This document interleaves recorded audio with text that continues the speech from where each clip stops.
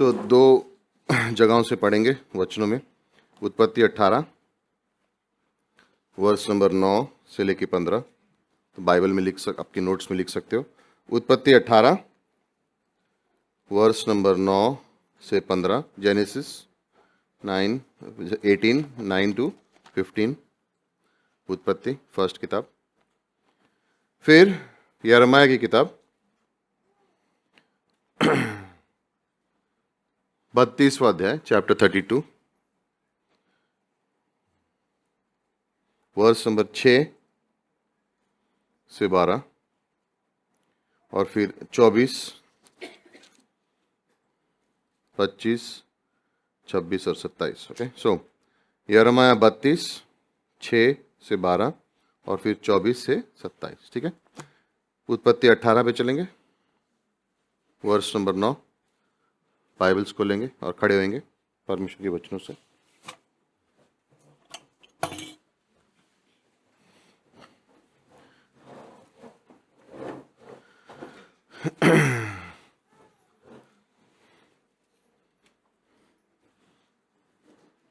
अगर बाइबल है तो उसमें देख सकते हैं, नहीं है तो स्क्रीन पे देख सकते हैं।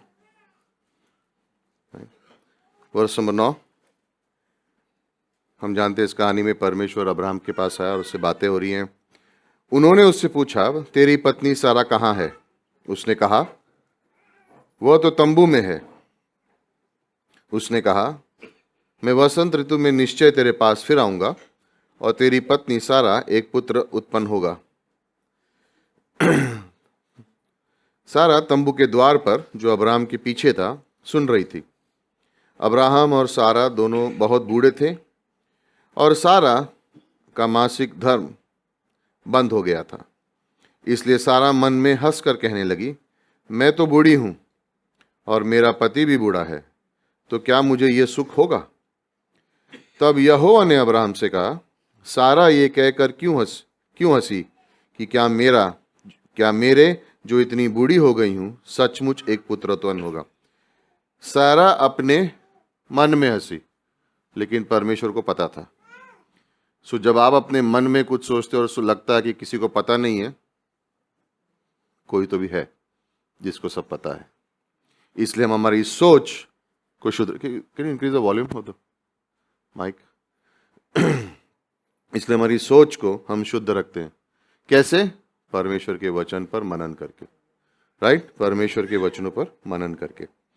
सारा ने मन में सोचा, लेकिन प्रभु ने सुना। अब्राहम ने नहीं सुना, प्रभु ने सुना। क्या यहोवा के लिए कोई भी काम कठिन है? वो वर्ड एक्चुअली कठिन नहीं होना चाहिए, असंभव होना चाहिए। क्या परमेश्वर के लिए कोई भी काम असंभव है? नियत समय पर अर्थात वसंत ऋतु में मैं तेरे पास फिर आऊंगा और सारा के पुत्र उत्पन्न होगा। तब सारा डर के मारे ये कहकर मुकर गई, मैं नहीं हंसी। उसने कहा, नहीं, तू हंसी थी। कभी ऐसा हुआ आपने कुछ गलत किया फिर बोला मैंने नहीं किया?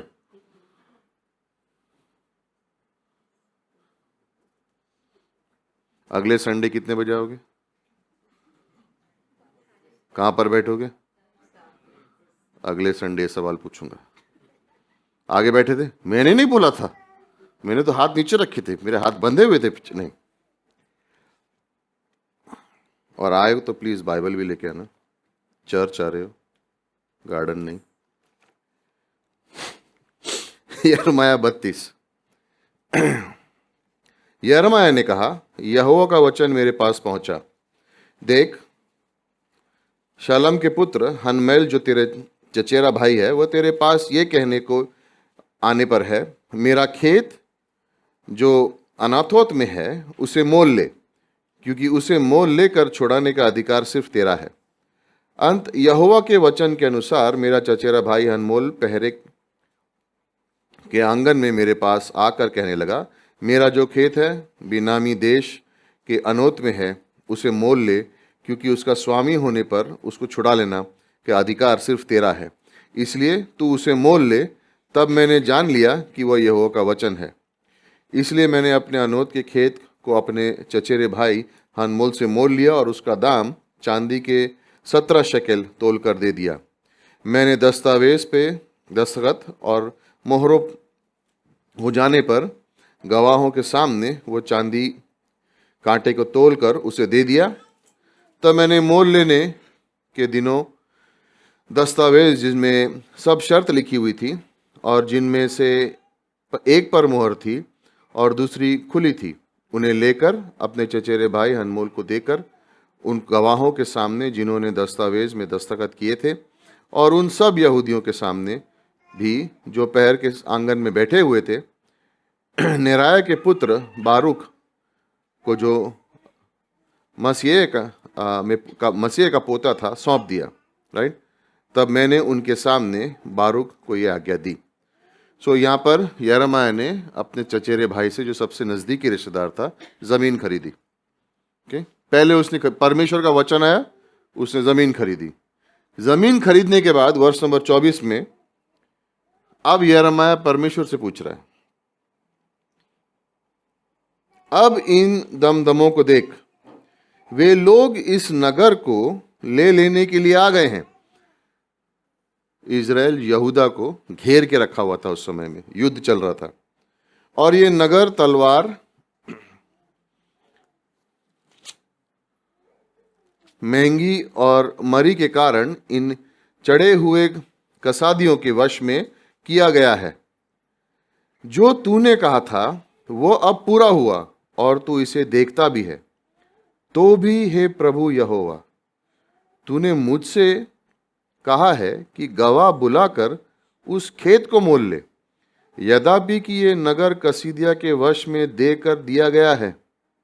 तब यहोवा ने ये वचन यिर्मयाह के पास पहुंचा, मैं तो सब प्राणियों का परमेश्वर यहोवा हूं, क्या मेरे लिए कोई भी काम असंभव है? 2 बार। नाउ यिर्मयाह ने इसका जवाब, इस पंक्ति का जवाब जो है, यिर्मयाह पहले ही दे चुका है। ओके, और यिर्मयाह ने पर कहा है कि परमेश्वर के लिए कोई भी बात असंभव नहीं है, और वो हम देखते हैं वर्ष नंबर 32वां अध्याय वर्ष नंबर 17 में। हे प्रभु यहोवा, तूने बड़ी सामर्थ और बढ़ाई हुई भुजा से आकाश और पृथ्वी को बनाया है। तेरे लिए कोई भी काम कठिन नहीं है। लेकिन हम लोग क्या बोलेंगे? तेरे लिए कोई भी काम, फिर जोर से बोल सकते हो, असंभव नहीं। परमेश्वर के लिए कोई भी काम असंभव। फिर से एक बार, अब ऐसे बोलो कि आप दिल से विश्वास करते हो। नहीं, विश्वास से नहीं बोला, खाली देख के बोल रहे हो। राइट, दिल से, ऐसा तुमको ऐसा विश्वास होना चाहिए, ये राइट है, परमेश्वर के लिए कोई भी काम असंभव नहीं। जो रेडी, दिल से बोलना।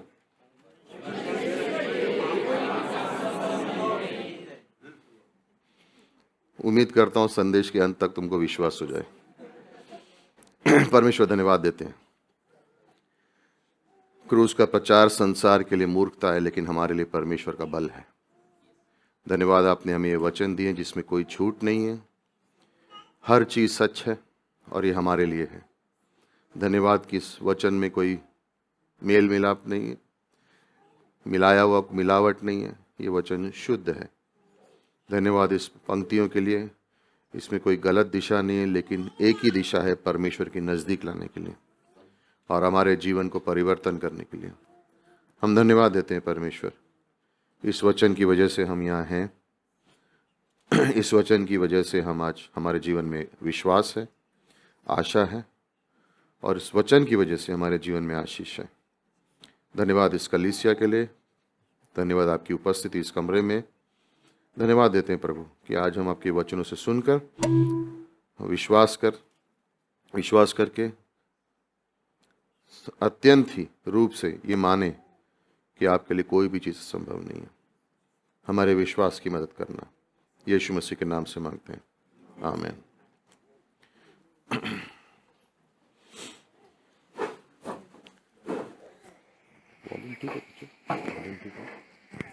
लो सुनाई दे रहा है इसमें। अच्छा, इसको टर्न कर, समझ नहीं पड़ता। बस ठीक, चल ओके। हडसन टेलर नाम के एक मिशनरी थे जिन्होंने चीन में सुसमाचार फैलाया, और उन्होंने ये शब्द लिखे थे कि परमेश्वर के कोई भी कार्य को करने के लिए, महान कार्य में 3 पड़ाव आते हैं। पहला है असंभव। जब हम उसको देखते हैं तो हम ये कह सकते हैं ये संभव नहीं है, ये संभव, ऊपर फैन को मत देखो ना। पहला पड़ाव आता है, ये कहते हैं कि ये असंभव है। दूसरा कठिन है।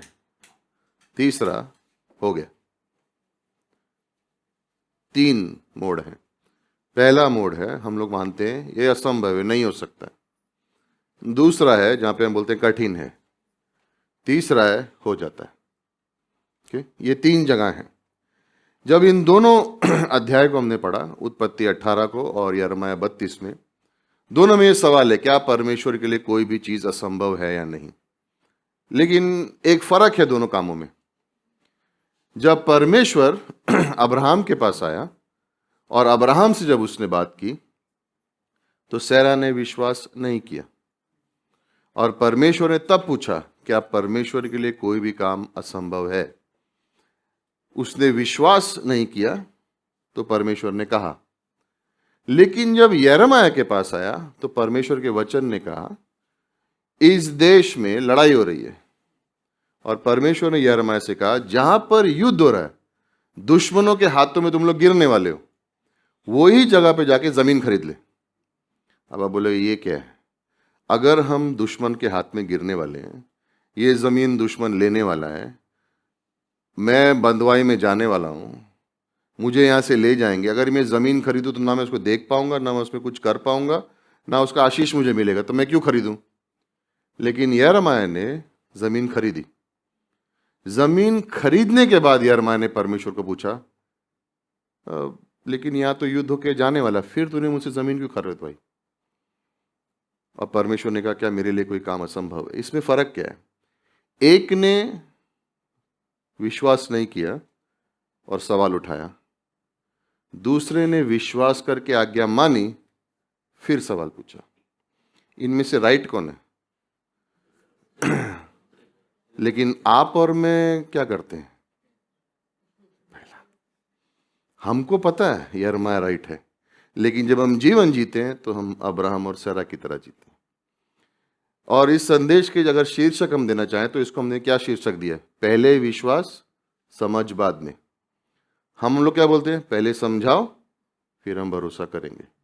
परमेश्वर कह रहा है पहले विश्वास करो, बाद में समझाऊंगा, और शायद नहीं भी समझाऊं, क्या फिर भी विश्वास करोगे? जब यिर्मयाह प्रचार कर रहा था तो यिर्मयाह ये प्रचार कर रहा था कि बंदवाई आ रही है, 70 वर्ष तक परमेश्वर हमें बंदवाई में भेजेगा, और झूठे भविष्यवक्ता प्रचार कर रहे थे 2 साल, 2 साल से ज्यादा नहीं होगा।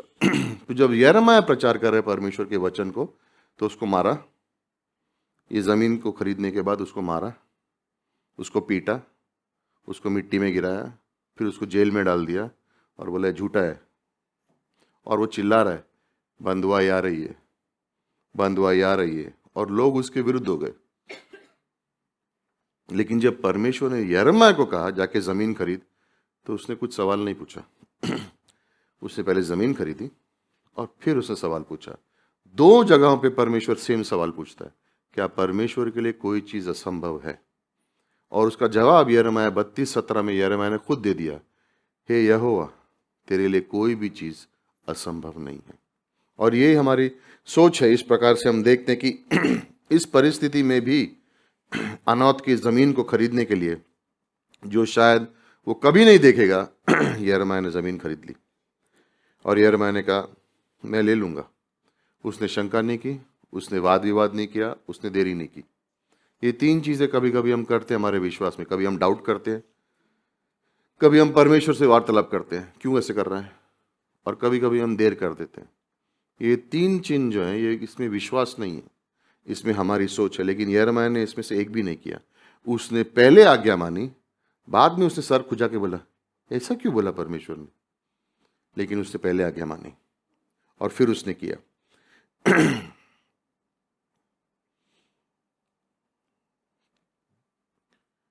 परमेश्वर की सच्चाई सिखाने के लिए परमेश्वर कई बार अलग अलग तरह के परिस्थितियों का इस्तेमाल करता है।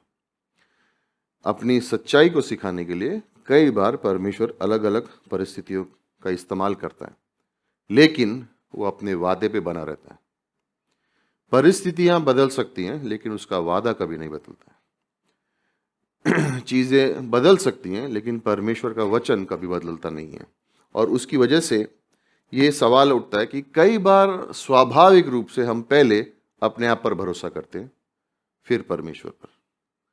इसीलिए हमें चीजें असंभव लगती हैं, क्योंकि हमारे स्वभाव से हम पहले अपने आप पे भरोसा करेंगे कि क्या मैं ये कर सकता हूं। लेकिन परमेश्वर कह रहा है कि आपको इस तरह से सोचना, विश्वासी होने के बाद, कि पहले ये सोचना कि क्या मैं परमेश्वर, ये संभव है परमेश्वर के लिए या नहीं। जब अब्राहम और सैरा को परमेश्वर ने पूछा तो वो लोग ने क्या जवाब दिया? मैं बूढ़ा हूं, ये बूढ़ी है, कैसे होगा। जब यिर्मयाह को कहा गया, उसने कहा पहले मैं बात मान लूंगा, फिर मैं सवाल पूछूंगा। और इसीलिए उसके विश्वास के बारे में परमेश्वर से कह रहा है, मेरे लिए कुछ भी असंभव नहीं है। परमेश्वर अपने वचनों में जो उसके, जैसे हम बोलते हैं ना, शूरवीर हैं जो विश्वास से चले, इन सब के बारे में परमेश्वर ऐसा पक्षपात नहीं करता है कि जिन्होंने अच्छा किया उनके बारे में सिर्फ अच्छा बात करता है। नहीं, दाऊद विश्वास का, जैसे कहते हैं, एक शूरवीर है, लेकिन दाऊद की गलतियां भी परमेश्वर ने अपने वचन में रखी हैं। अब्राहम विश्वास का पिता है, लेकिन अब्राहम की कमजोरियां भी परमेश्वर ने बाइबल में डाली हैं।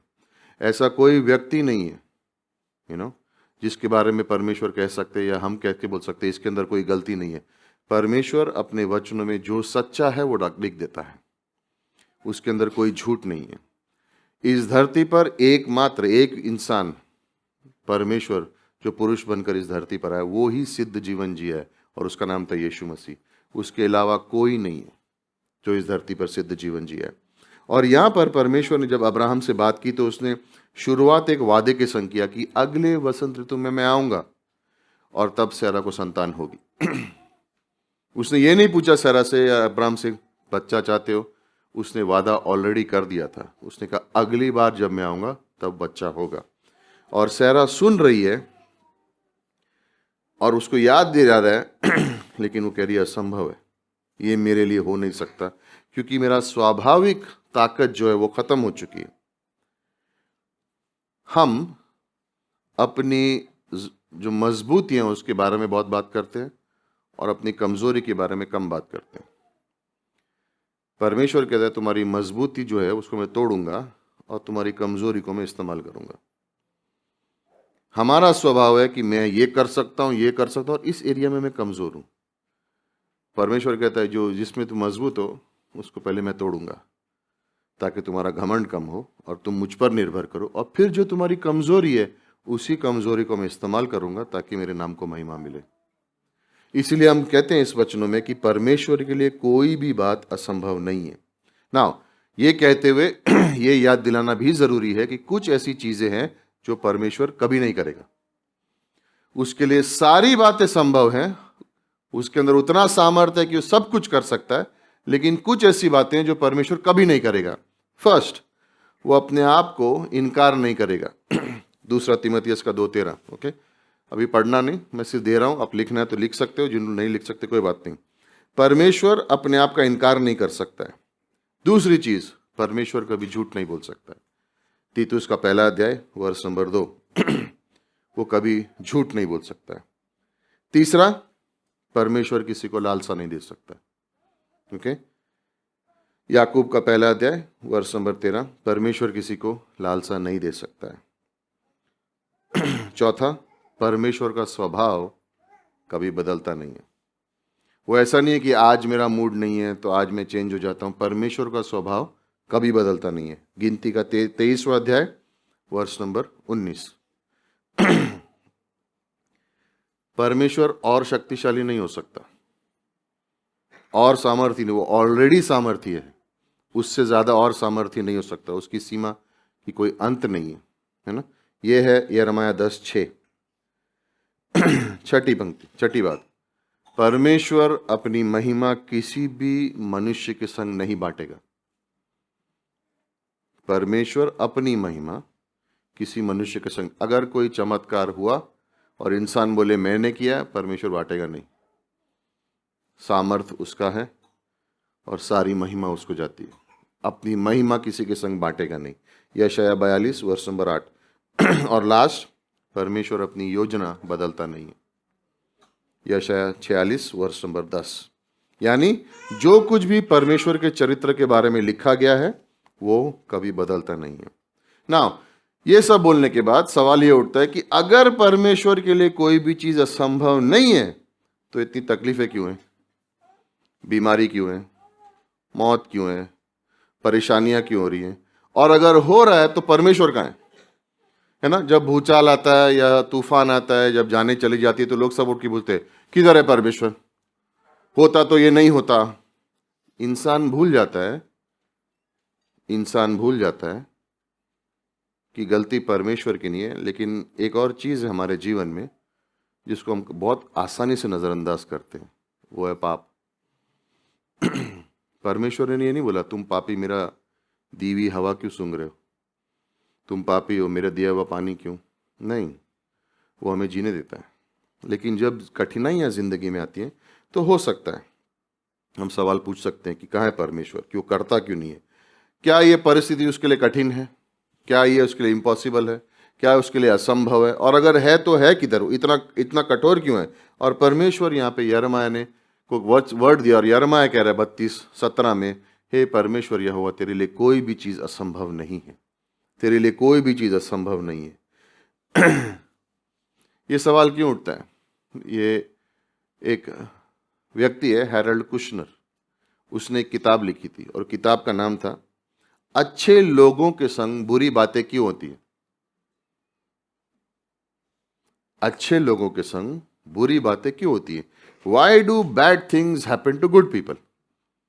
अभी आप बोलोगे आई बराबर बोला उसने, ये तो मेरे जीवन के बारे में। किधर मिलेगी ये बुक? हाँ, बहुत जगह मिलती है, आप ले सकते हो। जब उसने एक किताब लिखी बहुत लोगों ने पढ़ी और बहुत लोगों ने उसको सराहना दी, बहुत अच्छी किताब है, बहुत अच्छी किताब है। और इस किताब में वो इन कठिन सवालों का जवाब ढूंढ रहा है और वो कह रहा है कि अगर परमेश्वर के पास सामर्थ है, उसके लिए कोई भी चीज असंभव नहीं है, तो ये बुरी बातें क्यों हो रही है? नाउ वो क्यों लिखता है? उसका एक छोटा बच्चा था, बेटा, और उसको एक बीमारी हुई जो बहुत रेयर है, बहुत करोड़ों में एक को होती है, जिसमें उसकी उम्र बहुत जल्दी बढ़ने लगी। अगर वो 7-8 साल का है तो उसकी उम्र 80 साल की जैसी हो गई और वो मर गया। और इस मृत्यु से उसको बहुत धक्का लगा और उसने खोजना शुरू किया और उसने एक किताब लिखी, अच्छे लोगों के संग बुरी बातें क्यों होती हैं। और जब आप उस किताब को पढ़ोगे और कोई अगर कठिनाई से गुजरा है तो वो बोल के पढ़ने के बाद बोलेगा ये किताब हाँ मेरे लिए है। लेकिन उसमें एक चीज है जो उसने गलत लिखी है। उसके नजरिए से वो कहता है कुछ ऐसी चीजें हैं जो परमेश्वर के लिए असंभव है, उसमें इतनी ताकत नहीं है, होती तो ये बुरी चीजें नहीं होती। ये गलत सोच आ जाती। उस किताब में वो लिखने की कोशिश कर रहा है कि कोई बुराई ऐसी है जो परमेश्वर के सामर्थ्य से बड़ी है, इसलिए मेरा बेटा मरा और परमेश्वर कुछ नहीं कर पाया। ये घटना इसलिए घटी क्योंकि परमेश्वर के पास सामर्थ्य नहीं था इस घटना को रोकने के लिए। वो एक चीज लेकिन भूल गया, परमेश्वर भला है और उसके अंदर कोई बुराई नहीं है। और जब हम उस किताब को कोई लोग पढ़ते हैं तो उस किताब को पढ़ने के बाद ये सोच सकते हैं कि हाँ ये सही लिख रहा है, मेरे जीवन में भी ऐसा हुआ है, मैंने किसी की बुराई नहीं की लेकिन मेरे जीवन में बुरा हुआ। और हम बहुत आसानी से इस किताब की सोच के ऊपर जा सकते हैं कि कुछ चीजें शायद परमेश्वर के लिए कठिन है, लेकिन हम संसार की किताबों पर भरोसा नहीं करते, हम बाइबल पर भरोसा करते हैं। और इस किताब में लिखा है कि उसके लिए कोई भी चीज असंभव नहीं है। अगर रायबाई कुशनर की किताब को पढ़ें तो इसका मतलब हमारे जीवन में कोई आशा नहीं है, क्योंकि शायद पाप परमेश्वर के सामर्थ्य से बड़ा है, शायद बुराई परमेश्वर के सामर्थ्य से बड़ी है, शायद अंत में मैं स्वर्ग ना जाऊं, मेरे पाप मुझसे ज्यादा हो गए होंगे, तो शायद परमेश्वर मुझे स्वर्ग में ना ले, लेकिन वो गलत है, क्योंकि परमेश्वर का सामर्थ्य और परमेश्वर भला है, वो हमारी सोचता है, उसको जैसे हम कह सकते हैं हमारी चिंता है, और उसके लिए कोई भी चीज़ असंभव नहीं है। प्रॉब्लम ये होता है कि हम शुरुआत तकलीफ से करते हैं और फिर उसमें परमेश्वर को जोड़ने की कोशिश करते हैं, फिट करने की कोशिश करते हैं, फिर वो फिट नहीं होता है, फिर हम बोलते हैं कि नहीं, इसके लिए असंभव है। सही तरीका यह है कि हमारी शुरुआत परमेश्वर से होनी चाहिए, फिर उस समस्या को उसके सामने खड़ा करो तो समस्या बड़ी नहीं लगती। लेकिन हमारी शुरुआत किससे होती है? समस्या से। हम पहले समस्या को लेते हैं, उसको इतना बड़ा बना देते हैं और फिर परमेश्वर को फिट करने की कोशिश करते हैं। आप बोलोगे कैसे? यूहन्ना 11 पे चलो, यूहन्ना चैप्टर 11 पे चलो, वर्स नंबर 21। यूहन्ना 11 में क्या हुआ है? लाजर की मृत्यु हो गई है। मैरी, मार्था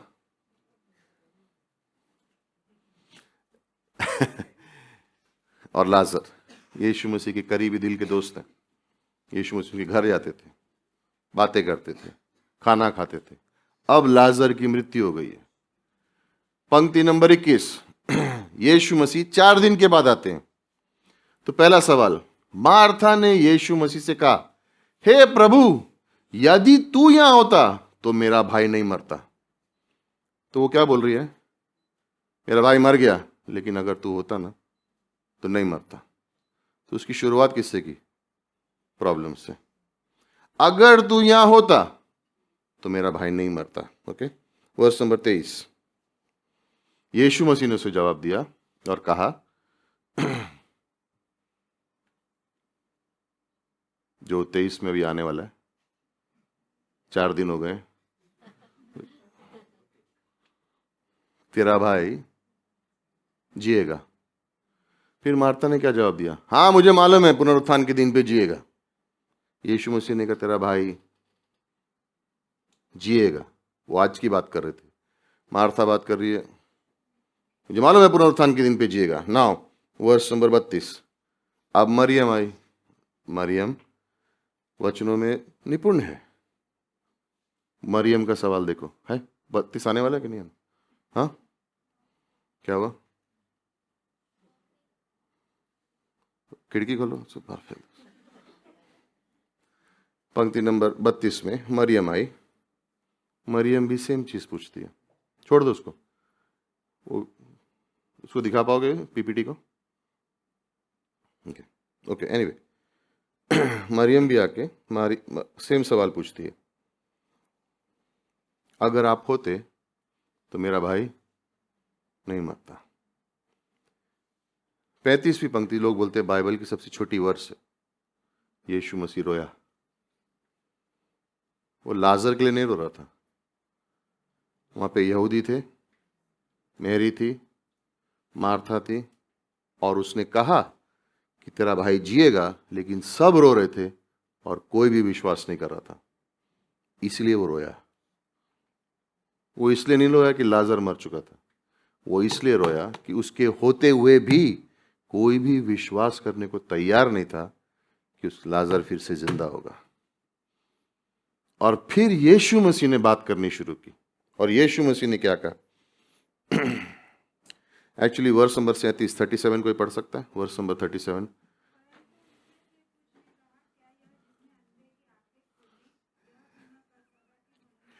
कुछ बोलने लगे आपस में, अरे इसने अंधे को ठीक किया है तो मरे हुए को ठीक नहीं कर सकता था? अभी भी कोई विश्वास नहीं कर रहा है। क्यों? समस्या बड़ी है, मर गया है वो। और अब वो परमेश्वर को फिट करने की कोशिश कर रहे हैं कि आप ये मरे हुए को कैसे जिंदा करेगा। यीशु मसीह ने वर्स नंबर 40 में 40 और 41 पढ़ेंगे।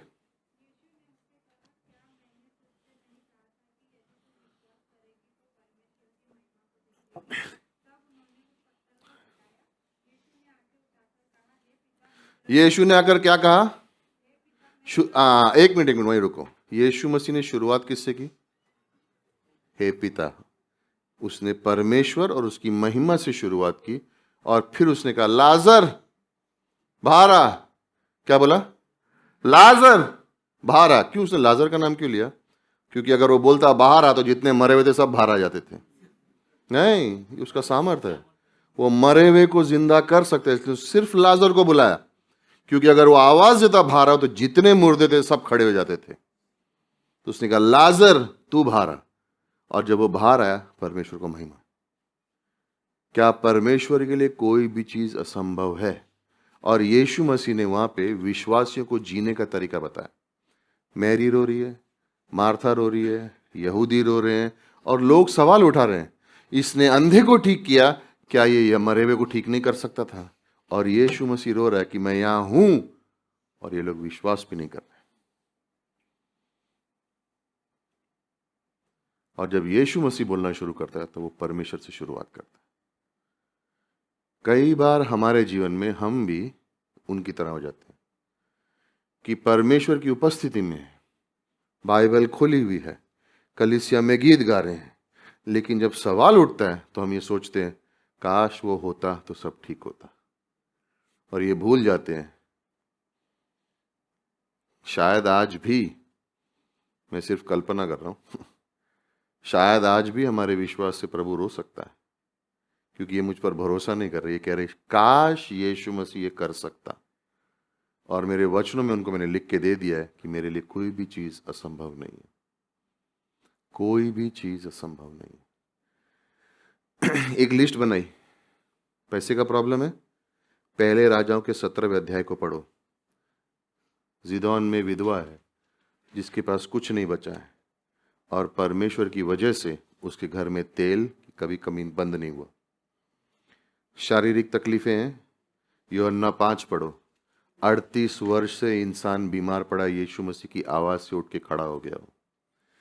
कामकाज में तकलीफ है, दाऊद की तरह विश्वास योग्य बने रहो। उसने अपने पिता की भेड़ों को संभाला, परमेश्वर ने एक दिन उसको राजा बना दिया। उसने छोटे काम करने में शर्माया नहीं। विश्वासी आत्मिक विवाहित जीवन में तकलीफ है, रूत के बारे में सोचो, मेरा विवाह नहीं हो रहा है, रूत के बारे में विश्वास योग्य बनी रही, परमेश्वर ने उसको दाऊद की वंशावली में लेकर आ गया। आत्मिक तकलीफें हैं, इजराइल के बारे में सोचो, निर्गमन की किताब में गलतियों पे गलती की, लेकिन परमेश्वर ने उनको छोड़ा नहीं और उनको वापस आने का मार्ग बताया। बुद्धि नहीं है, बुद्धिमत्ता की तकलीफ है, सुलेमान के जीवन को पढ़ो। उसने परमेश्वर से मांगा, परमेश्वर ने उसे बुद्धि दी।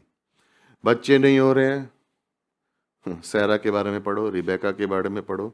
बांझ थी लेकिन परमेश्वर ने उनसे आज वंश शुरू किए हुए। तकलीफें हो रही हैं परिस्थितियों में, पौल के जीवन को पढ़ो।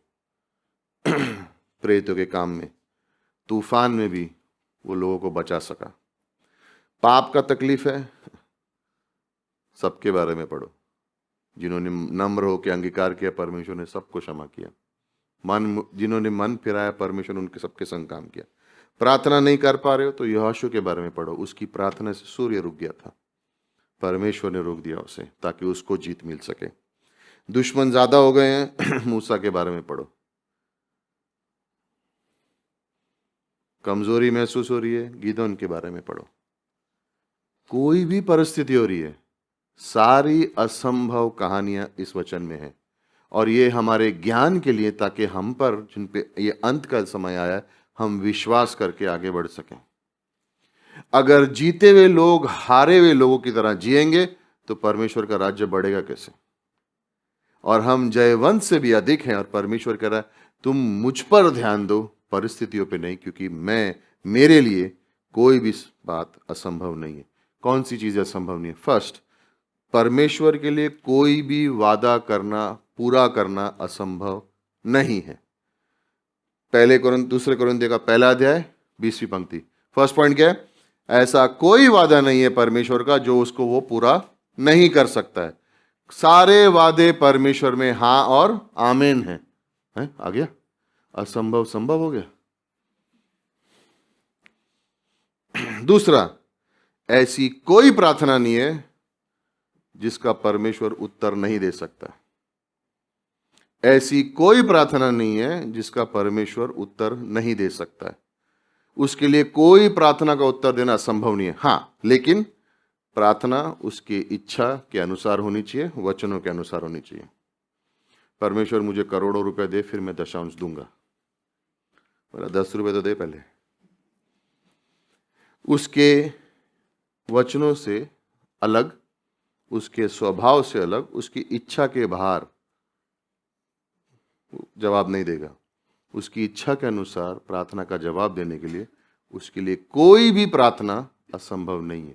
इसलिए जब प्रार्थना करो तो निडर होके करो, डर के नहीं। परमेश्वर तेरी इच्छा हुई तो ये करना, उसकी इच्छा है, विश्वास है। मुझे लगता है कई बार हमारी प्रार्थनाओं से भी रोता है वो, इनके अंदर विश्वास ही नहीं, मांग रहे हैं बिना विश्वास के, इसलिए कई प्रार्थनाओं के जवाब भी नहीं आते। कई प्रार्थनाओं के जवाब भी नहीं आते। यिर्मयाह का 33 वर्ष नंबर 3 किसी को याद है? बाइबल मत घुमाओ। यिर्मयाह 33 वर्ष नंबर 3 किसी को याद है? अच्छा, इधर घुमा दिया। क्या लिखा है? एक साथ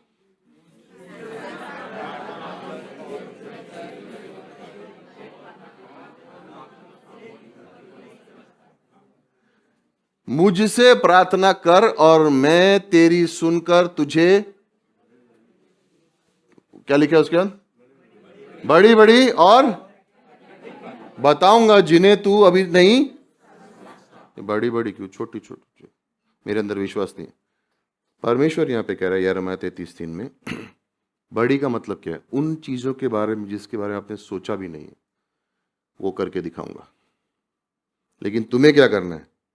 मुझे आवाज दो, मुझे आवाज दो, क्योंकि मेरे लिए कोई बात असंभव नहीं। परमेश्वर को प्रार्थना में सीमित मत करो। मेरे घर की रक्षा करना, मेरी नौकरी की रक्षा करना, मुझे मेरा खाना देना, मेरे परिवार को संभालना, तो उसको सीमित करके रख दिया, इतना ही मांगने का। डरते हैं प्रार्थना करने में, हम लोग डरते हैं, विश्वास नहीं। परमेश्वर इस हफ्ते मुझे कम से कम 2 लोगों से सुसमाचार बांटना है ताकि वो लोग विश्वास में आए। हमारी प्रार्थना क्या है? परमेश्वर दरवाजे खोलना, सताव ना हो, हम लोग आराम से जी सके, डरपोक।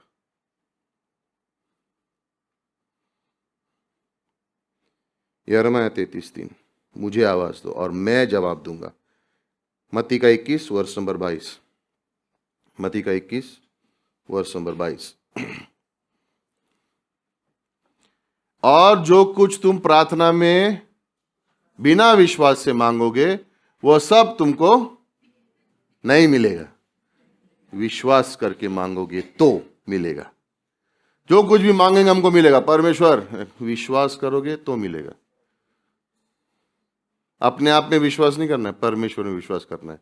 फर्स्ट, परमेश्वर के लिए कोई भी वादा पूरा करना संभव नहीं है। दूसरा, परमेश्वर के लिए कोई प्रार्थना का जवाब देना असंभव नहीं है। तीसरा, ऐसा कोई प्रॉब्लम नहीं है जिसको परमेश्वर सॉल्व नहीं कर सकता। ऐसी कोई समस्या नहीं है जिसका परमेश्वर सुझाव उसको ठीक से सॉल्व नहीं कर सकता है। ऐसा कोई प्रॉब्लम नहीं है। ओके? बच्चे लोग बोल रहे हैं मैथ्स में मदद करो ना, फिर अलजेब्रा ज्योमेट्री में बहुत प्रॉब्लम होती है। परमेश्वर ने कहा पढ़ोगे तो अक्ल आएगी। ऐसा कोई समस्या नहीं है। ओके? भजन संहिता 37 वर्ष नंबर 3 से 5, Psalm 37 वर्सेस 3 to 5। यहोवा पर भरोसा रख और भला कर, देश में बसा रहे और सच्चाई में मन लगाए रहे। ओके? नाउ वर्ष नंबर 9 में देखेंगे, 3 के बाद 9 में चलेंगे। क्योंकि कुकर्मी लोग काट डाले जाएंगे और जो यहोवा की बाट जोते हैं वे पृथ्वी पर अधिकारी होंगे। ओके? ये दाऊद के पास जब आए थे लोग 400, पीड़ा में थे, निराश थे, कर्जे में थे, और परमेश्वर ने दाऊद को ये पंक्ति दी, जो सताव करेंगे वो काट डाले जाएंगे, मतलब हटा दिए जाएंगे। तो इंतजार मत करो कि कोई आके उनको काट दे, वैसा नहीं है, हटा दिए जाएंगे।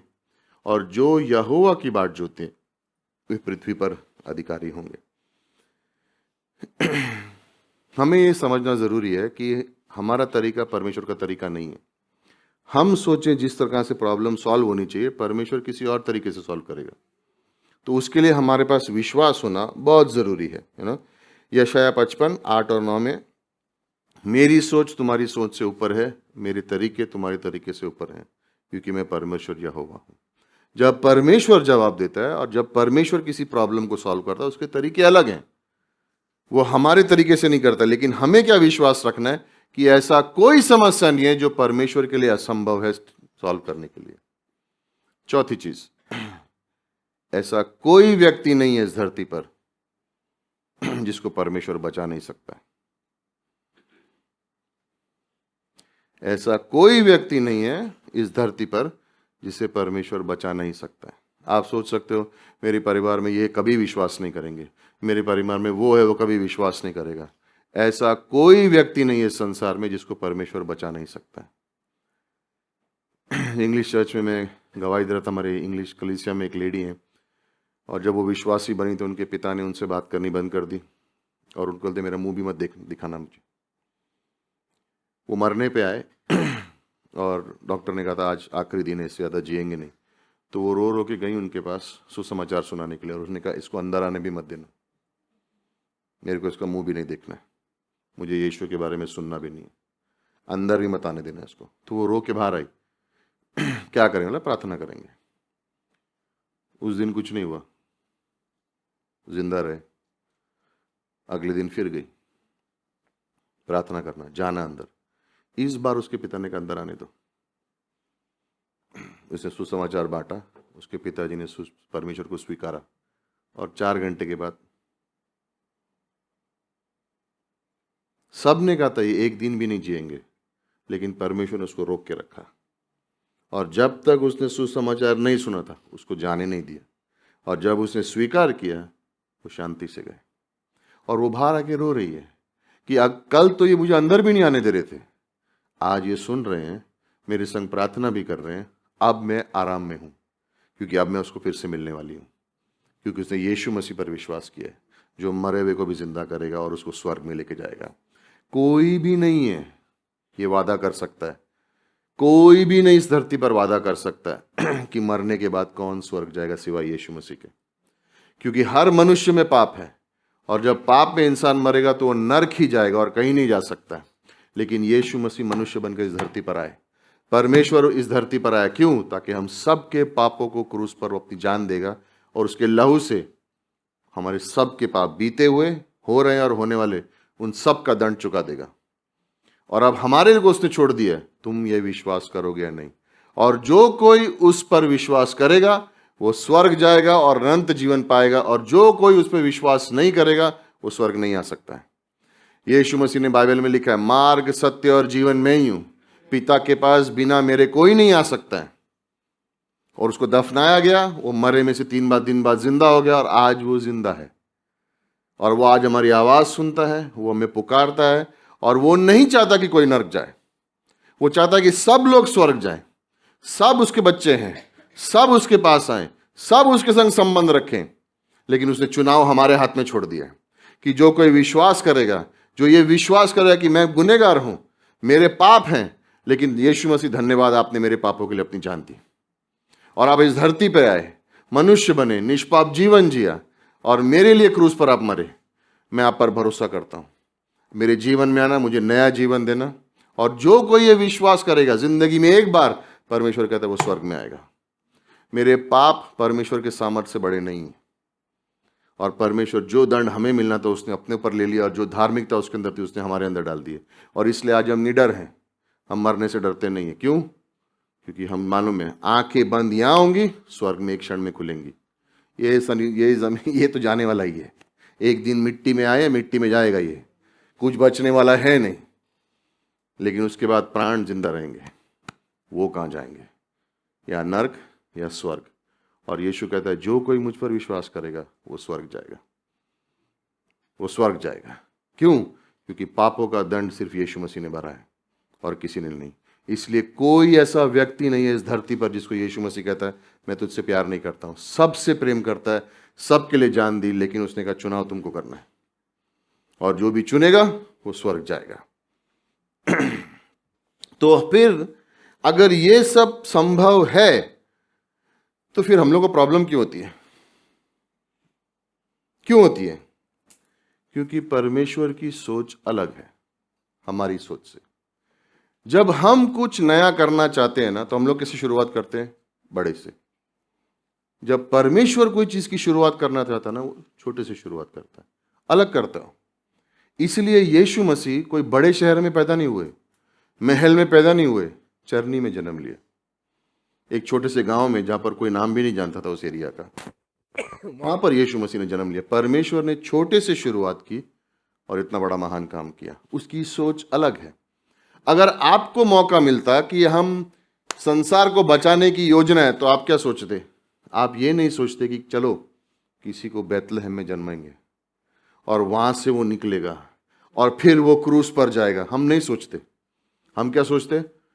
महल में पैदा होने दो, पूरे संसार को मालूम पड़ना चाहिए, फिर वो स्वर्ग में जाएगा, आकाश में से आवाज देगा और सब डर के विश्वास करेंगे।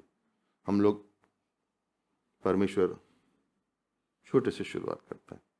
उसकी सोच और हमारी सोच में बहुत फर्क है। शाहबलूत का पेड़ मालूम है क्या होता है? Oak tree. फोटो दिखा सकते हैं? पहले सिर्फ पेड़ की फोटो दिखाना। ये शाहबलूत का वृक्ष है। इसका फल कितना, ये मालूम है? कोई ये जहां पे वृक्ष को उगाते हैं इसको, ये 80, 90, 100, 200 साल तक चलता है पेड़। इसका फल कितना बड़ा मालूम है? इतने बड़ा झाड़, इतना सा फल। कलिंगड़ देखा कितना बड़ा होता है? अपने को मालूम नहीं, कोई इतना होता है, कोई इतना होता है, लेकिन उगता किधर है? इतनी पतली सी जगह। एक आदमी वो फर्स्ट वाले पेड़ के नीचे बैठा था और सामने कलिंगड़ का खेत था, और ऊपर परमेश्वर देखे बोलता है क्या परमेश्वर भी इतने बड़े झाड़ में इतना सा लगाया, और इतनी पतली दाख लगता में इतना बड़ा कलिंगड़ लगाया, क्या कुछ भी करता है। वही टाइम पे से ये झाड़ का एक फल उसके सर पे गिरा, बोलता बच गया, कलिंगड़ नहीं था। उसकी सोच, हमारी सोच परमेश्वर की सोच से अलग है। हम परमेश्वर की शुरुआत छोटे से। तुम्हारे विश्वास की शुरुआत कैसे हुई? छोटे से, और फिर बढ़ता गया, बढ़ता गया। दूसरी सोच, परमेश्वर का समय अलग है। हमारा समय से परमेश्वर का समय अलग है। हम विश्वास में क्यों लड़खड़ा जाते हैं? क्यों? फर्स्ट, उसकी सोच नहीं समझ पाते। सेकंड, उसकी टाइमिंग, समय को नहीं समझ पाते, है ना? समय को नहीं समझ पाते ना। परमेश्वर इंतजार क्यों करता है? किसी को पता है परमेश्वर इंतजार क्यों करता है?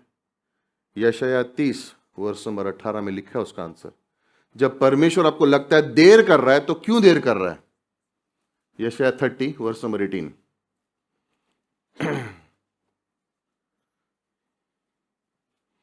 देखा, वेट कर रहे हो, तुम्हारी भी परीक्षा हो रही है, आ रहा है।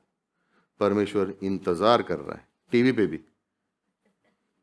तो भी यहोवा इसलिए विलंब करता है कि वो तुम पर अनुग्रह करे। देर क्यों करता है परमेश्वर? ताकि वो तुमको और भी अनुग्रह दे सके।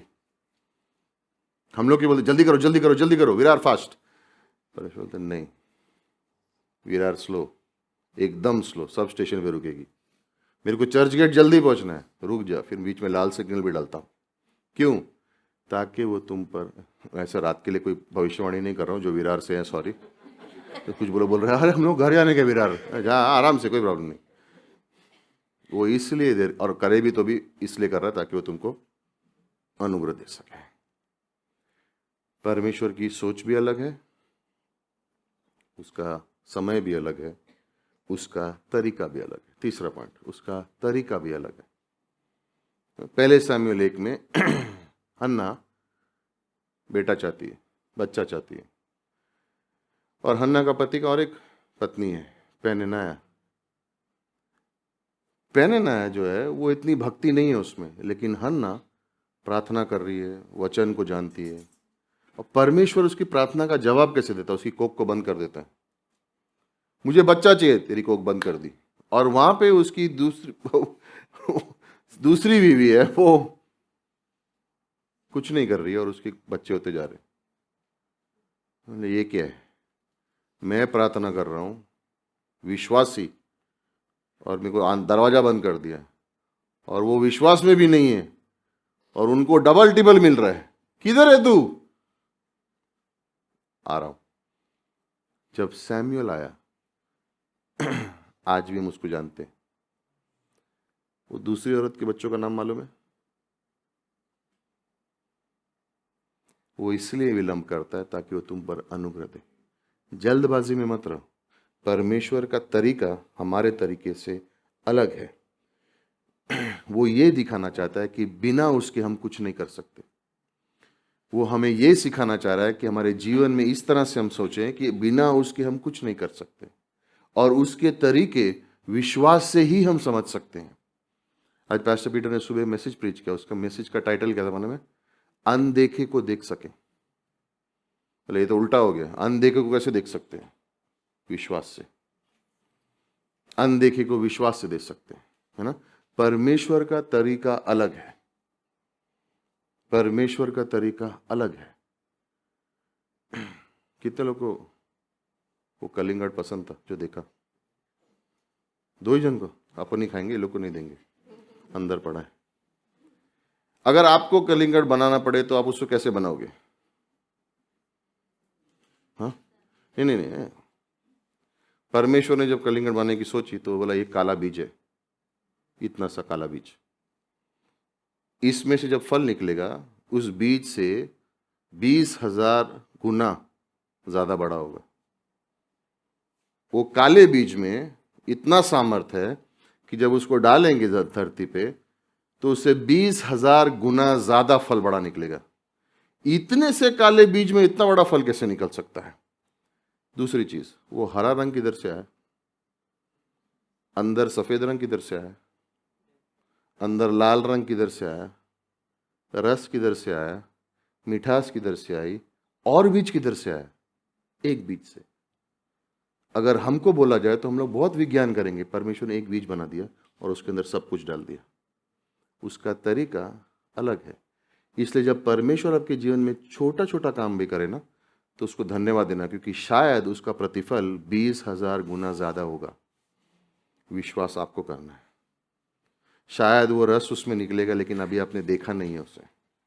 शायद वो अलग अलग रंग आपको दिखेंगे, लेकिन अभी तक आपने उसको सुना नहीं है। आएगा, उसके तरीके अलग हैं। तो अगर ये हो सकता है, तो अब बुरी खबर। अभी तक मैंने अच्छी खबर दी, अब मैं बुरी खबर देने जा रहा हूं। रेडी? अपने पड़ोसी को बोलो, अब बुरी खबर आ रही है। सब खुश होके बोले, बुरी खबर आ रही है। काश जिंदगी में, विश्वास में भी ऐसे रहे। बुरी खबर आ रही है। वापिस एक दूसरे बोलो, अच्छी खबर आ रही है, हमारे अच्छे के लिए। ये कोई देख रहा ही नहीं दूसरे को, मेरे को ही देख के सब बोल रहे हैं। आपस में एक दूसरे को बोलो, बुरी खबर आ रही है तेरे लिए, मेरे लिए अच्छी है। कोई नहीं बोल रहा, सब बोल रहे हैं। तुम लोग, मैं इतना बोलो, तुम लोग मेरा नेक्स्ट टाइम आप बोलना, बराबर से सुनेंगे लोग। लातों के भूत। ओके, अब एक दूसरे को देख के बोलो, बुरी खबर है लेकिन हमारे अच्छे के लिए। अब दूसरी तरफ देख के बोलो। साहब एक बार देख रहे, अरे कोई बचा ही नहीं देखने के लिए। क्यों? हम परमेश्वर को सीमित करते हैं। परमेश्वर के लिए कोई भी चीज असंभव नहीं है। वो बहुत कुछ कर सकता है, लेकिन हम उसे सीमित करते हैं। क्यों? हमारी सोच सीमित है। हमारी सोच सीमित है। क्या परमेश्वर कमजोर है? नहीं। क्या परमेश्वर ने आज तक ऐसा कुछ किया जिसमें वो नाकाम हुआ? नहीं। लेकिन हम उसे सीमित करते हैं। क्या परमेश्वर में बुद्धि है? क्या परमेश्वर अनुग्रही है? क्या परमेश्वर करुणा देता है? क्या इन बातों की सीमा है? नहीं है। तो कौन सीमा रखता है उस पे? हम। भजन संहिता 78 वर्स नंबर 41, 71 नहीं 78 वर्स नंबर 41, 78 41। हम उसे सीमित करते हैं। साम 78 वर्स नंबर 41। वे बराबर ईश्वर की परीक्षा करते रहे और इजराइल के पवित्र को खेदित करते रहे। परीक्षा, यहां पे जो शब्द है इसका मतलब है उसको सीमित रखा। परमेश्वर इतना ही कर सकता है, बस, उससे ज्यादा नहीं। परमेश्वर इसके आगे नहीं कर सकता है। और परमेश्वर को क्या किया? खेदित कर दिया। ओके, परमेश्वर को खेदित कर दिया।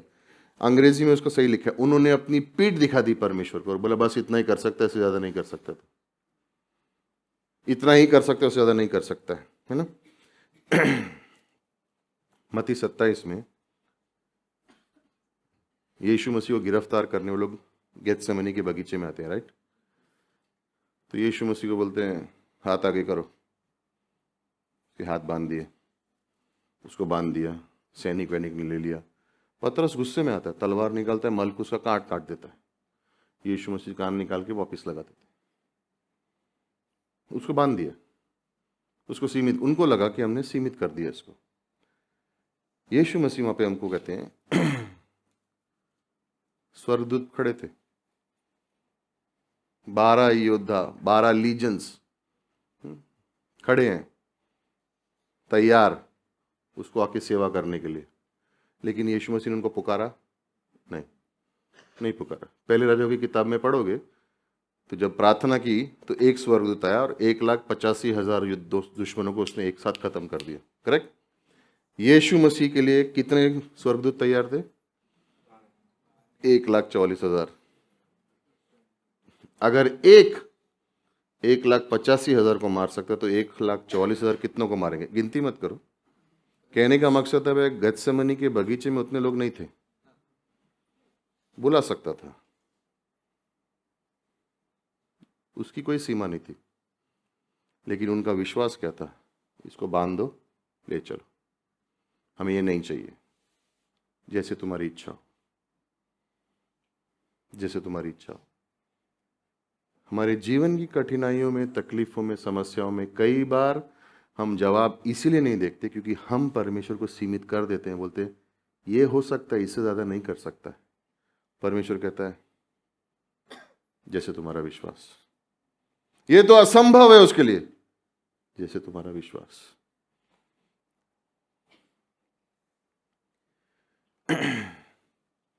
ऐसी क्या चीज है हमारे जीवन में जो परमेश्वर को रोकती है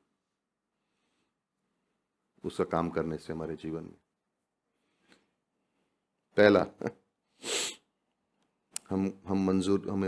हम तैयार नहीं हैं कि वो हमारे जीवन में काम करे।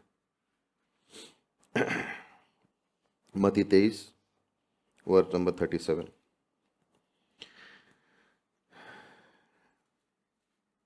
उसके क्रूस पे जाने और पुनरुत्थान होने से एक रविवार पहले यीशु मसीह यरूशलेम में आते तो लोग क्या गाना गा रहे हैं? होसाना। और 3 दिन के बाद क्या चिल्लाएंगे? क्रूस पे चढ़ाओ इसको। 3 दिन पहले होसाना, 3 दिन बाद क्रूस पे चढ़ाओ। वर्ष नंबर 37 में यीशु मसीह देखो क्या कहते हैं। वो यरूशलेम में, हे यरूशलेम यरूशलेम, तू जो भविष्यवक्ताओं को मार डालता है और जो तेरे पास भेजे गए हैं उन्हें पथराव करता है। कितनी ही बार मैंने ये चाहा कि जैसे मुर्गी अपने बच्चों को अपने पंखों के नीचे इकट्ठा करती है वैसे ही मैं भी तेरे बालकों को इकट्ठा करूं, परंतु तुमने ना चाहा।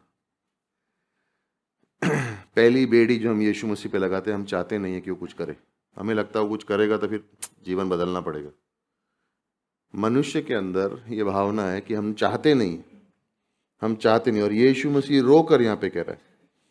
हम कहते हैं नहीं, मैं संभाल सकता हूं मेरी जिंदगी को, नहीं मुझे आता है सब करने के लिए, मुझे किसी की सुझाव की जरूरत नहीं है, और अगर मैं गलत करूंगा तो एंड में मैं विश्वास करके परमेश्वर से पाप की माफी मांग लूंगा, लेकिन मुझे उसकी जरूरत नहीं है।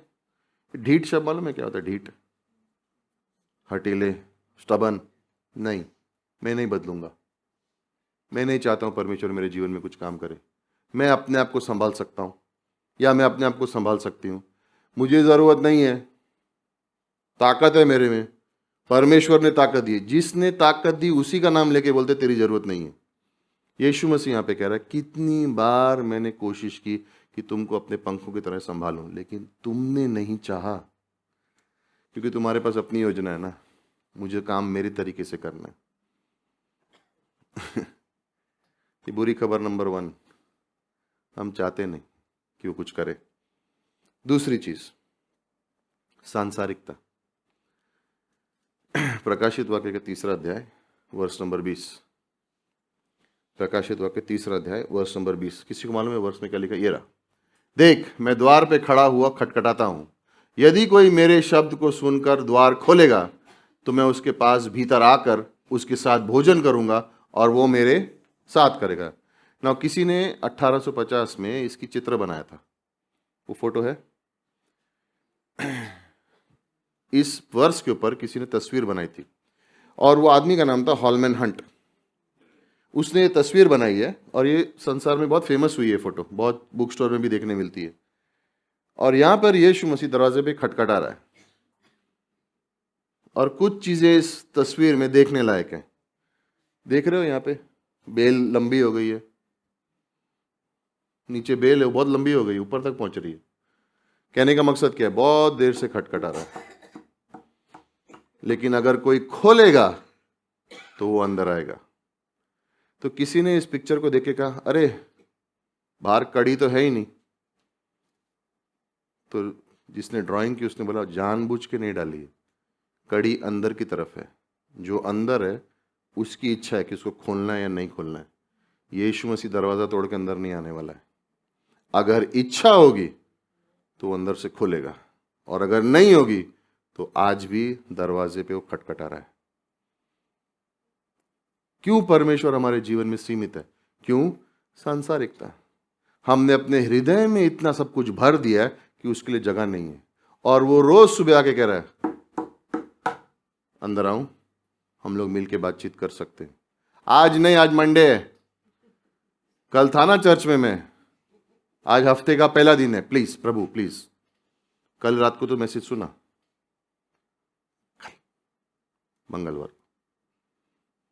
मंगलवार को सुबह, अरे आज सुबह SMS आया, जल्दी जाना पड़ रहा है, लेकिन नाश्ता भी नहीं किया मैंने। ट्रेन में बात करते, ट्रेन में भीड़ में ऐसे लटक रहे हैं, प्रभु तुझे मेरा दिल पता है, अगर बैठने की जगह मिलती तो जरूर बात करता, देख लेकिन भीड़ है, अब तूने अलाउ नहीं किया तो क्या करूं, कल पक्का। बुधवार सुबह, आज सभा है ना, वहां पे मिलते ना, अभी आज थोड़ा थक गया हूं मैं। गुरुवार, आज शाम को प्रार्थना है ना, तभी बात करेंगे।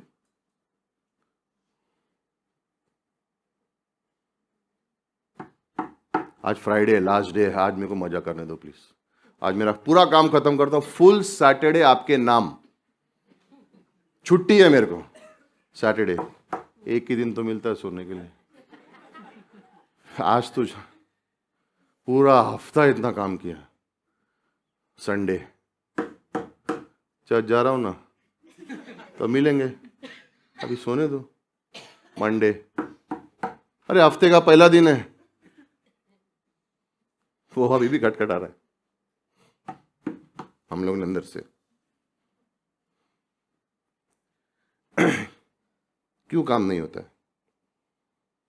क्योंकि अंदर से चटकनी लगी हुई है।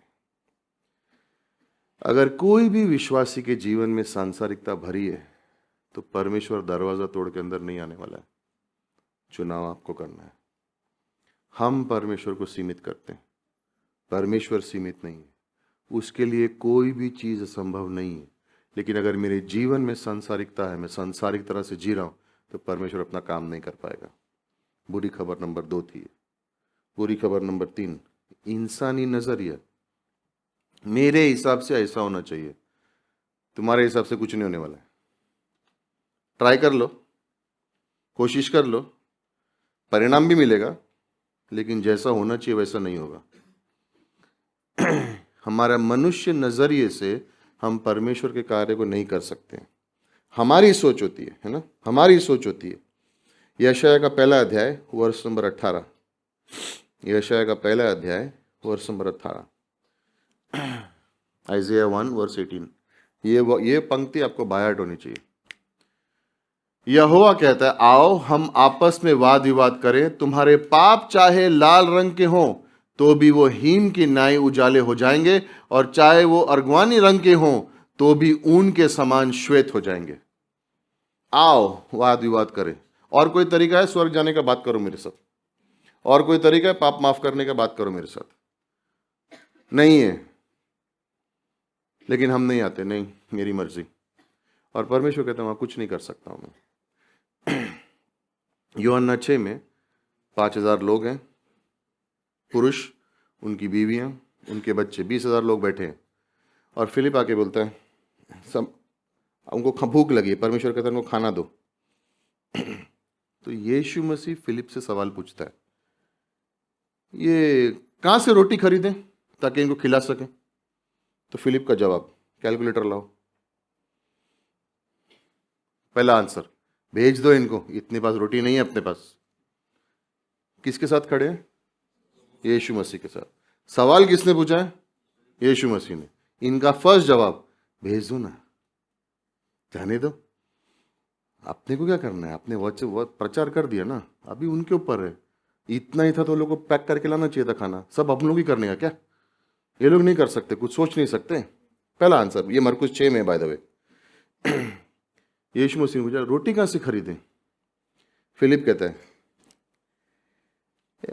मैंने कैलकुलेट किया है, अगर पूरे साल की तनख्वाह लें एक टाइम में और रोटी खरीदे, पता नहीं इतनी रोटी कहाँ मिलेगी, तो हम इन लोगों को खिला सकते हैं। प्रॉब्लम क्या है? इंसान का नजरिया है। फिलिप को पूछना क्या चाहिए था, प्रभु आप तो कर सकते हो, लेकिन अगर हम लोग करने जाएं तो ऐसा होगा। वो लोग ने उसको पूछा ही नहीं, अपना आइडिया बता दिया। हम लोग ऐसा सोचते हैं। यीशु मसीह ने कहा, बिठाओ सबको, और एक छोटा सा लड़के को लेके आओ, जिस उसके पास क्या था, कितनी, और कितने लोग बैठे हैं? 5,000 पुरुष हैं, बीवियां, औरतें और बच्चे, 20,000 लोग हैं उधर आसपास। और यीशु मसीह ने उस रोटी को लिया और बोला, हे प्रभु। और उसके बाद 12 चेलों के हाथ में 12 बाल्टियां भी थी, कमी नहीं हुई। लेकिन प्रॉब्लम क्या था? फिलिपिस ने क्या बोला, हम लोग ऐसा सोचते हैं। उसने ये नहीं कहा, प्रभु आप क्या सोचते हो, आपके लिए कोई चीज़ असंभव नहीं है, आप कर सकते हो, आपके लिए कोई चीज़ असंभव नहीं है प्रभु, आप कर सकते हो। उन्होंने सोचा ही नहीं, हमारे पे निर्भर है। हमारा जीवन जीना और हमारे जीवन को संभालना हम पर निर्भर नहीं है।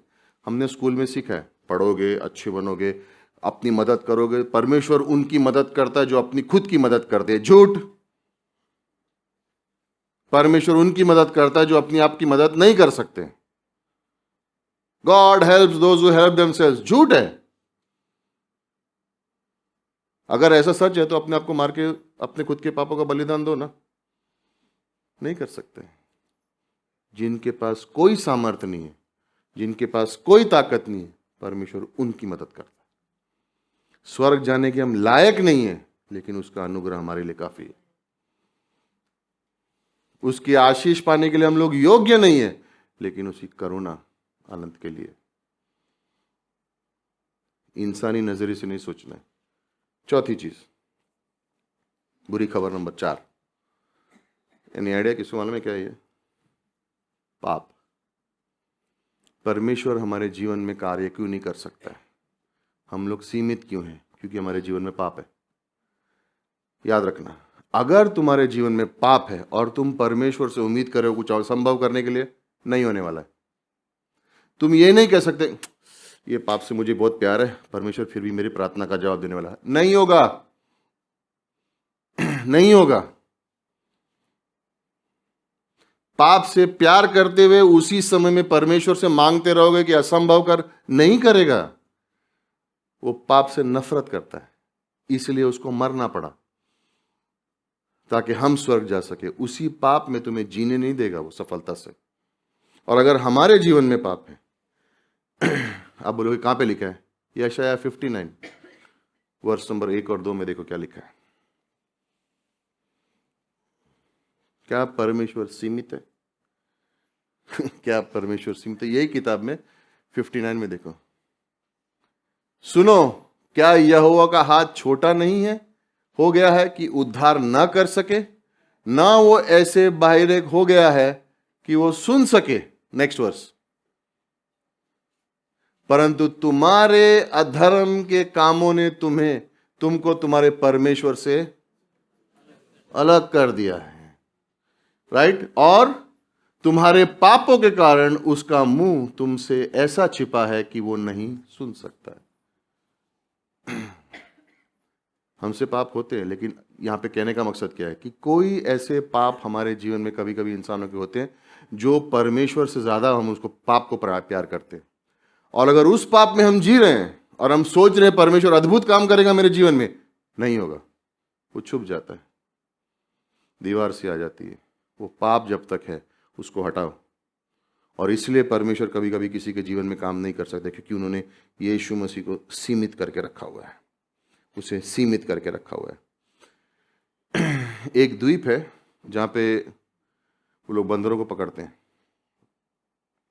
और उनका कैसे पकड़ते हैं? नारियल के पेड़ में खाली नारियल को रख देते हैं और उसके अंदर थोड़ा सा चावल डाल देते हैं। बंदर आता है,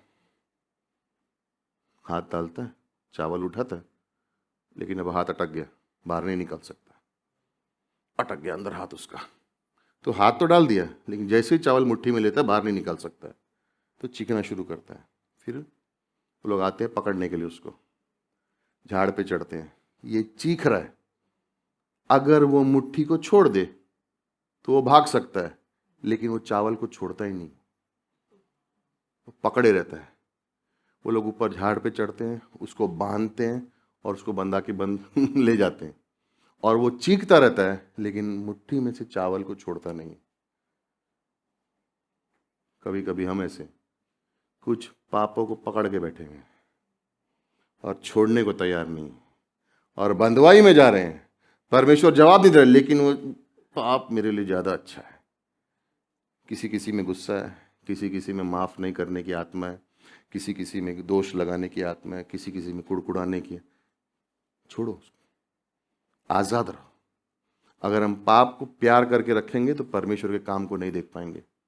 और कई बार हो सकता है कि इंसान के जीवन में काम इसलिए नहीं हो रहा है क्योंकि उसने किसी चीज़ को इतना प्यार कर लिया, उस पाप को, कि उसको परमेश्वर से ज़्यादा रखा है, इसलिए काम नहीं हो रहा है। नेक्स्ट, अविश्वास।